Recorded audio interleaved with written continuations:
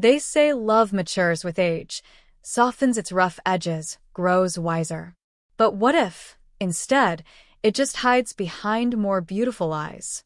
I'm 40 years old, and on paper, my life should feel complete. I live in a comfortable home, married to a man many would call respectable, well-read, generous, deeply polite. But lately, I've started to feel like a woman politely watching herself disappear. It wasn't always this way. When we met, I mistook his calm for strength, his reserve for mystery. But now I see it for what it is: distance. Not physical, emotional. Something that leaves me colder than winter mornings in our kitchen, when he smiles but doesn't touch. The turning point came not with a fight, or a betrayal I could name outright, but something quieter, stranger. It was a rainy Tuesday. He had left his phone on the nightstand, unlocked, screen glowing softly in the dim morning light. I wasn't snooping. Not really. I was just reaching for my charger when the screen lit up again. A message preview. That new clip, wow. I don't know what pushed me to open it, but I did. And there it was, a video file already downloaded. I tapped it. 2 men. Kissing. Hands roaming, breathless, urgent. I froze. My husband wasn't in it, but it was saved. Replayed. And there were others, similar thumbnails in his recent videos folder, each hinting at the same truth he never voiced. My heart raced, not with jealousy, not exactly, but with the sickening realization that something I had felt but couldn't name had been real all along. He didn't want me. Not as a woman. Not in the way I needed to be wanted. That evening, I sat across from him at dinner, watching the way he cut his food with care, the way his gaze avoided mine just enough to be noticeable. "Did you have a good day?" asked, my voice soft. He nodded. "Productive." "You?" "Quiet." He smiled politely. Sometimes quiet is good. But I didn't want polite. I didn't want quiet. I wanted heat, presence, something that made me feel alive. That night, as I lay in bed beside him, staring at the ceiling while he drifted easily into sleep, I let the loneliness wash over me. I wasn't angry at him. Not even hurt in the way I should have been. Just disappointed. Not in him, but in the idea I'd built around us. And somewhere, beneath that disappointment, a strange new awareness began to flicker. It was my stepson, Caleb, who made it impossible to ignore. He had turned 19 just last month. Tall, broad-shouldered, with the raw confidence of someone still growing into his skin. He lived with us while attending college in the city, a decision we made out of practicality, though I sensed he'd rather have had more space. And I had never paid much attention to him, until I started noticing the way he looked at me. Not disrespectful, not overt, but curious.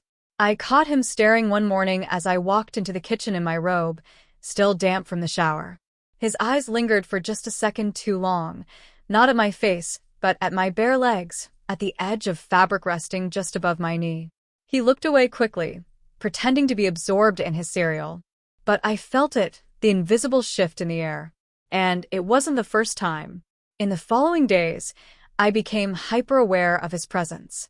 The way he moved through the house, the scent of his cologne that lingered after he passed, the low rumble of his voice when he answered a call from a friend. I began to notice the man he was becoming, not just a boy under my roof, but someone with his own gravity. I hated myself for noticing. And yet, I couldn't stop. The final straw came one night when my husband was away at a conference. Caleb and I were alone, the house unnervingly quiet. I poured myself a glass of wine, more out of habit than desire, and settled onto the couch with a book I knew I wouldn't read. He passed by the living room, paused. "Want company?" he asked, almost shyly. I looked up, surprised by the softness in his tone. "Sure." He sat at the other end of the couch, his body angled toward me, but not too close. We talked about nothing really. His classes, his friends, a movie he had seen recently. And then, in a pause that felt too long, he looked at me, not as a son looks at a mother, but as a man looks at a woman. And I didn't correct him. I didn't scold or turn away. I just held his gaze. Something in me stirred, uncoiled. Dangerous. Unspoken. But awake. There are moments in life when silence feels louder than words. That night with Caleb was one of them. We sat together on the couch, and though the television flickered softly in the background, neither of us was watching. I could feel the tension between us, soft and unspoken, like an unplayed note hanging in the air. My wine glass was half empty, but my thoughts were overflowing. Then he turned to me, his voice low, hesitant but sincere. "You know, you're a very beautiful woman." The words hit me harder than they should have. I blinked, unsure if I had heard him right. "What did you say?" He looked at me, his expression painfully earnest. "I mean it. You always carry yourself so gracefully. I've always noticed. You're not just my stepmother. You're a woman. And a stunning one." I opened my mouth to speak, but nothing came out. How do you respond to something like that? I should have laughed it off, teased him gently, called it silly. But I didn't. I sat there, a blush blooming across my cheeks like fire spreading through dry grass. Part of me wanted to shrink from his gaze, and another part, the part one had buried for too long, wanted to bask in it. "Thank you," I whispered. And it was more than gratitude.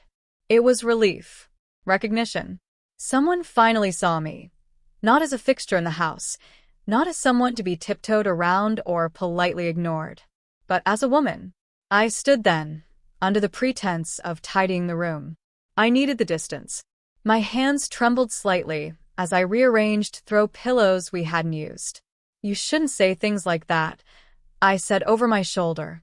"I know," he replied quietly, "but I can't help thinking them." Silence again. Long, heavy. The only sound was the clink of glass as I placed his empty on the tray. I turned around slowly. "Caleb." He met my eyes. I studied his face, so open, so sincere, not tainted with arrogance or games. A young man teetering on the edge of something even he couldn't name yet. I took a breath. "Can I ask you something?" He nodded. "Do you think your father is happy?" His brow furrowed. "What do you mean?" "I mean with me," I said softly, sitting down again, this time leaving more space between us. "As a woman. As his wife." He looked down at his hands. "I don't know," he admitted. "I've always felt like he respects you. But he doesn't look at you the way a man looks at someone he's crazy about." The truth of that cut me in ways I didn't expect. "I found something," I said, before I could stop myself. "On his phone. A video. Of two men." He looked up sharply. I continued. "It wasn't just one. There were others. Hidden but not very well." He sat back, absorbing the weight of it. "Did you confront him?" I shook my head. What would I say? "Do you prefer men to me?" What if he said yes? What would I even do with that? He nodded, slowly, thoughtfully. "That explains a lot." It wasn't said with judgment, just understanding. Compassion, even. "I keep trying to tell myself it doesn't matter," I said, my voice barely above a whisper. "That maybe this is just how marriages evolve. But it does matter. I feel like I'm invisible to him. Like I'm some beautiful object he likes having on a shelf, but never touches." Caleb's jaw tightened slightly, his hands resting against his thighs. "You're not invisible," he said. "Not to me." I looked at him then. Really looked. And I saw not just a 19-year-old boy, but someone who had watched me suffer in silence. Someone who, in his own quiet way, wanted to pull me out of it. I shouldn't have asked the next question. But something in me was tired of pretending. "What do you see when you look at me?" His answer didn't come right away. He swallowed, eyes fixed on mine. "I see someone who deserves to be admired," he said. "Desired. Touched. Loved like she hasn't been in years." The words left me breathless. We sat there, the air thick with something unnamed, something trembling just beneath the surface. I looked away. "This is dangerous." He nodded. "I know. And it can't happen." He didn't respond, just stared ahead, eyes tracing the edge of the fireplace as if committing every detail to memory. I wanted to believe I had control over this. But deep down, I knew the gravity of what was forming between us. This wasn't a passing crush. This was a shift, an awakening. Something neither of us could undo. And I couldn't stop wondering, if my husband truly didn't want me, was it really so wrong to be wanted elsewhere? I don't know what possessed me, really. Maybe it was the way Caleb had looked at me. Maybe it was the ache that had lived quietly in my chest for too long. Or maybe I just wanted to do something simple, something soft, something that brought me back to the woman I used to be, the one who laughed, who delighted in little things. I think I'll make dessert, I said suddenly, rising from the couch. Caleb looked up. Dessert? Strawberry tiramisu, I replied, already walking toward the kitchen. I have everything. Strawberries, cream, Saviardi. I heard him follow. You made that once last spring. It was ridiculously good. His voice was close now, playful. I could feel the grin behind it. It was ridiculously simple, I said, tying my apron around my waist. He leaned against the counter, watching me as I rinsed the berries. You always look good in that apron. I gave him a sideways glance. Don't tease. I'm not, he said, still smiling. You do. Kind of domestic goddess vibes. I shook my head, laughing under my breath. But that laugh stuck in my throat when I saw the way his eyes followed my hands as I began slicing the strawberries, slow, deliberate, their juices staining my fingertips pink. You gonna help? I asked, or just stand there looking hungry? He moved behind me, reaching around to grab a mixing bowl. What do I do, chef? Whip the cream, I said, handing him the whisk. Yes, ma'am. The way he said it sent a shiver up my spine. He began whisking, his arm flexing with each motion. I busied myself with arranging the Saviardi, but I could feel him close behind me, warm, present. The air between us charged. You're really making this from memory? He asked. I don't need a recipe, I said. I've made it too many times. He leaned in, his voice low. I bet you have all kinds of things memorized. I turned, holding up a strawberry, freshly dipped in cream. Open. He looked at me, surprised, but didn't hesitate. His mouth parted slightly, and I gently placed the berry between his lips. His eyes didn't leave mine as he bit into it. Sweetness. Stillness. Then something else. I felt my breath catch. Good. I asked, my voice thin. He nodded slowly, chewing, then swallowed. Delicious. I looked away, flustered, pretending to concentrate on layering the tiramisu. Pass me the dish. He handed it to me, but his fingers brushed mine, purposefully, lightly. It lingered. I placed the ladyfingers in neat rows, spooned over the macerated berries, then a layer of cream. Caleb stood beside me now, shoulder to shoulder. Close enough to feel. Do you ever do things just to feel alive?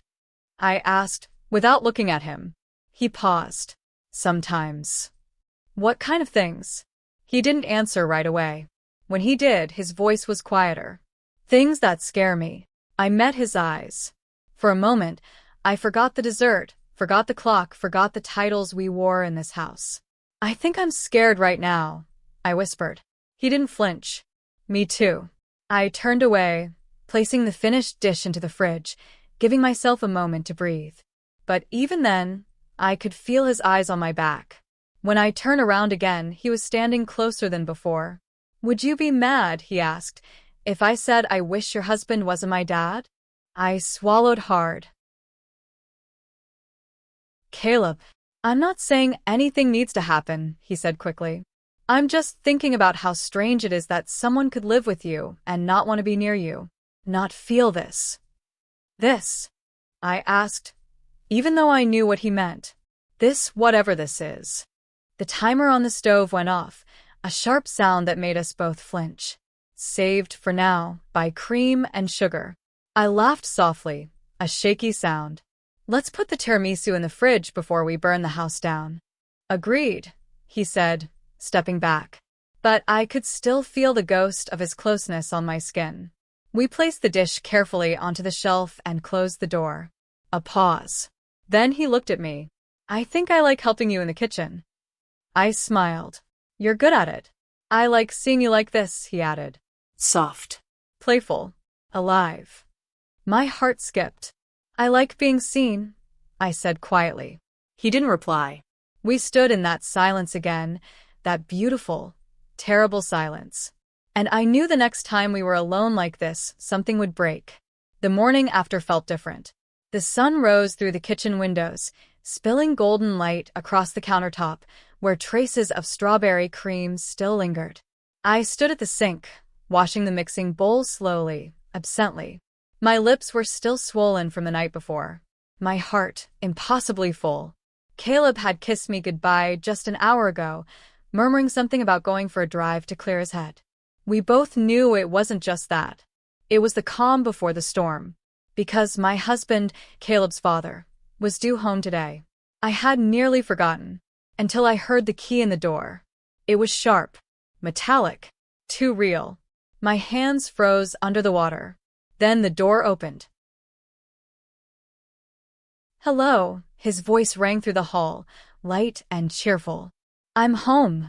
I turned off the faucet. Slowly, I dried my hands. The hallway seemed to stretch for miles as I stepped toward it, my heart thudding wildly. He stood there, suitcase beside him, a tired smile on his face. There she is, he said. Did you miss me? I forced a smile. Of course. He leaned in to kiss my cheek. I let him. His lips brushed my skin with all the passion of a winter draft. He pulled back, eyes scanning the room like a visitor returning to a hotel lobby. Where's Caleb? Out, I said quickly. Went for a drive. He nodded, walking into the kitchen, opening the fridge.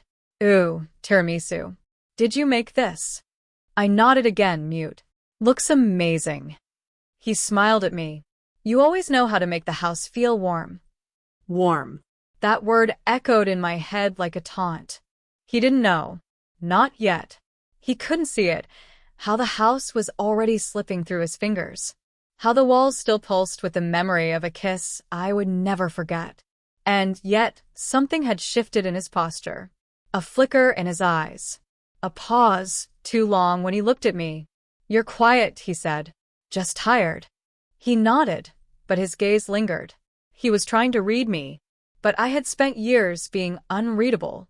And then he said something that made my stomach twist. I missed you, he said. I really did. I stared at him, stunned. For a moment, I wondered if he meant it. If the man I'd been married to, the one I had suspected of hiding who he really was, had actually missed me. But then I remember the videos. The secrecy. The silence. The long months of polite disinterest. I smiled, thinly. Welcome home.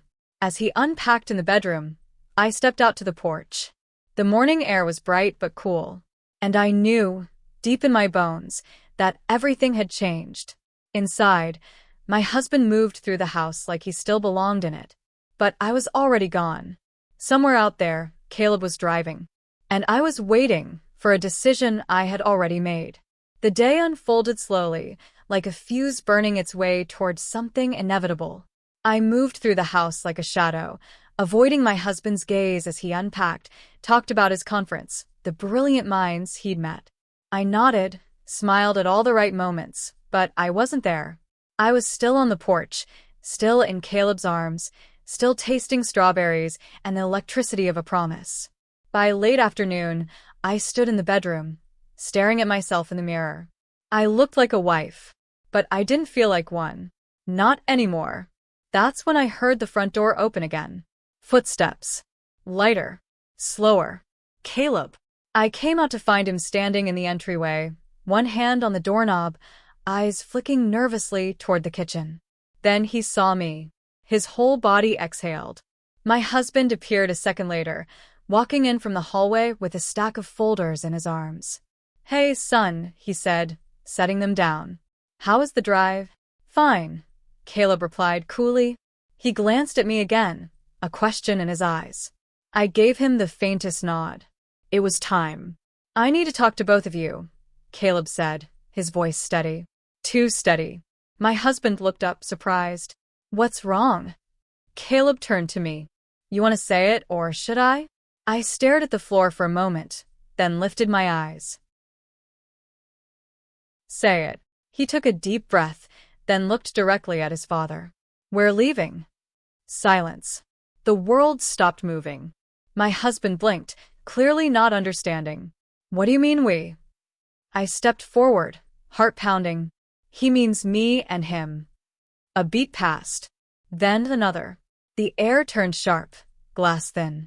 I don't understand, my husband said, though I saw the color drain from his face. What is this, some kind of joke? No, Caleb said. Not a joke. Then my husband's eyes found mine, and I saw it. Realization. Crashing through him, like ice. You, and him. His voice cracked. You're with my son? The room pulsed. I felt like I couldn't breathe, but I didn't step back.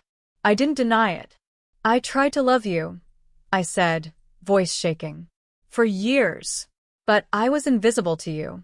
Invisible, he echoed, aghast. I gave you everything. No, I said. You gave me silence. Distance. You gave your truth to your phone screen and left me with scraps. He opened his mouth to speak, but nothing came out. Caleb stepped beside me, placing his hand on the small of my back, anchoring me. She deserves to be seen, he said, to be loved. My husband's eyes filled with disbelief, then something else. Not fury, not heartbreak, just surrender. I don't know who either of you are, he said, shaking his head.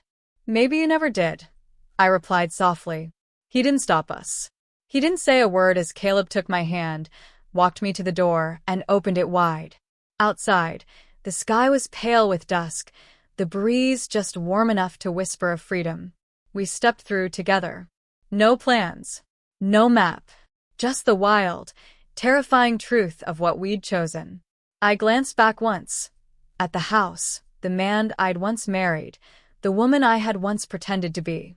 Then I looked at Caleb, and I knew this wasn't a mistake. It was a beginning, one born from fire, from need, from the unbearable desire to finally, truly be wanted. And this time, I wasn't walking away from love. I was walking into it,